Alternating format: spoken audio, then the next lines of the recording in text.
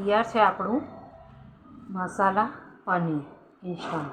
એને ભાખરી, પરાઠા, નાન, ભાત, જીરા રાઈસ સાથે કોઈ બી સાથે તમે સર્વ કરી શકો છો. તાવડીમાં આપણે તેલ મૂક્યું છે, હિંગ નાખીશું અને આદુ, મરચાં, લસણ નાનું નાનું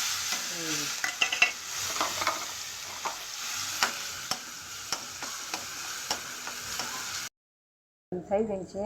હવે આપણે મસાલા કરીએ. હળદર નાખી, ચમચી મરચું નાખીશું, થોડું મીઠું નાખીશું અને હલાવી લઈશું. બરાબર. હવે મસાલો થોડો સતળાય ચડે ત્યાં સુધી આપણે કરવાનું. મસાલો બળે નહીં તો થોડુંક આપણે પાણી નાખીશું, બહુ નહીં, 2-3 ચમચી જેટલું. આ આપણું ઘરે બનાવેલું પનીર છે. એની રેસીપી તમને હું હજુ મારે મૂકવાની છે. જુઓ કેવું સરસ પનીર થયું છે. એક થેલી દૂધનું પનીર છે.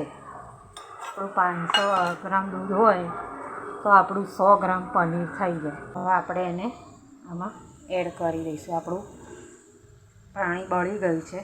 પનીરને ટુકડા અંદર એડ કરી દઈશું. વધારે છે એટલે મેં થોડુંક જ નાખ્યું, કેમ કે 2 જણનું જ બનાવવાનું છે. તો 2 જણને તો હવે આપણે ગેસ બંધ કરી દઈશું. આપણું શાક થઈ ગયું છે. થોડી વાર રહેવા દઈશું, પછી એને સર્વ.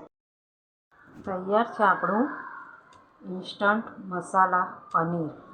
કોઈ જ મહેનત નહીં, કોઈ ઝંઝટ નહીં, કોઈ મસાલો ગ્રેવી કરવાનું નહીં, કશું જ નહીં. એકદમ સરળ રીતે ને સહેલી રીતે તમારે ઝટપટ બની જતું એવું મસાલા પનીર.